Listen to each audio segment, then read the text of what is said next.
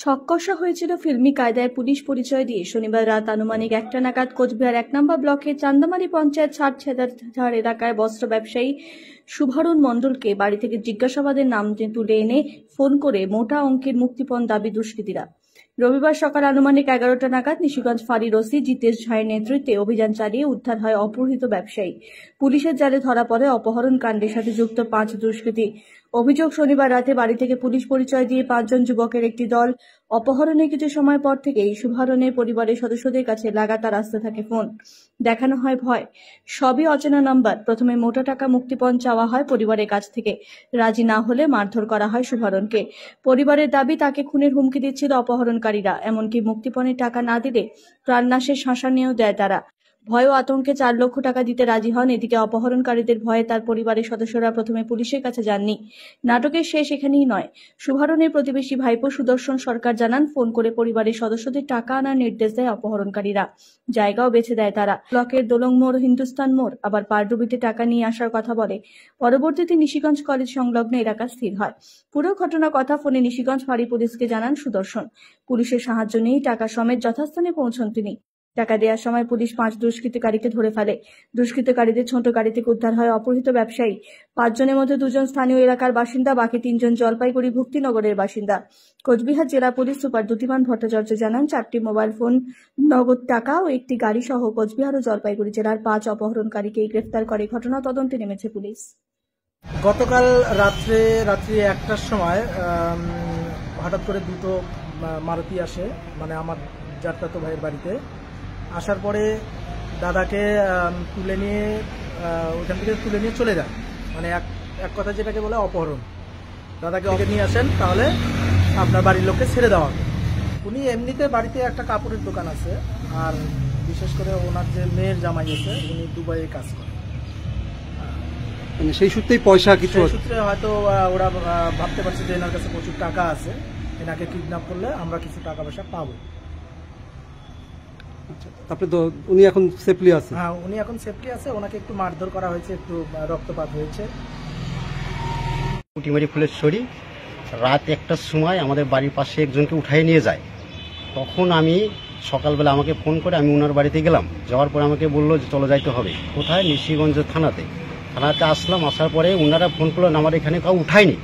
পরে আমি চলে গেলাম, ওনাকে ফোন করলাম, বললো যে দোলং মোড়ে আসো। দোলং মোড়ে গেলাম, গেলার পরে ওখানে আমাকে বললো যে 4 লাখ টাকা নিয়ে আয়। 4 লাখ টাকা না, 4 লাখ টাকা নিয়ে আয়। ঠিক আছে, আমি বললাম যে স্যার ঠিক আছে, নিয়ে আসতেছি। আসার সঙ্গে সঙ্গে ওনাকে আমাকে বললো যে দোলং মোড়তে হিন্দুস্তান মোড়ে গেলাম। ওখান থেকে বললো কি তুই ইয়েতে চলে আয়, পায়রাডুবিতে যাওয়াতে পরে 2টা লোক এখানে গাড়ি নিয়ে আসলো। আসার বললো যে টাকা দে।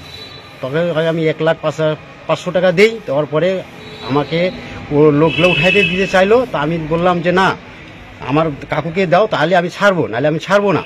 এর সঙ্গে সঙ্গে আমি থানাতে ফোন করি, সঙ্গে সঙ্গে পুলিশ অফিসার যায়, ওনাদেরকে উঠায় নিয়ে আসে। আমাদের ক্যাম্পে 5টা ছেলেকে আটক আছে।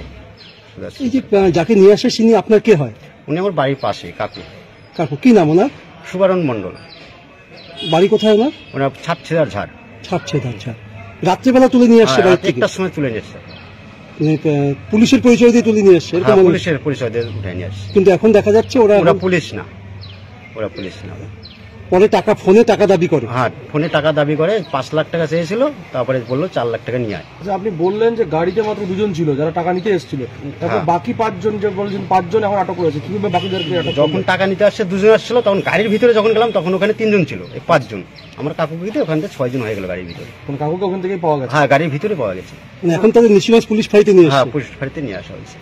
ওখানে কোনো ক্ষয়ক্ষতি হয়নি তো? হ্যাঁ, মারধর করেছে। ওনার একটা সোনার আংটি ছিল, ওনার হাত থেকে নিয়েছে, ওনাকে মারধর করেছে। রাত্রিতে খাইতে দেয়নি, এখনো রক্ত ওনার গায়ে লেগে আছে।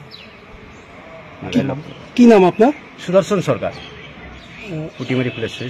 আপনার নাম সুদর্শন সরকার?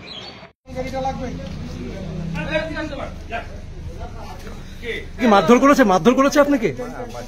মারধর করেছে, তারপরে মানে পুলিশ গিয়ে উদ্ধার করলো?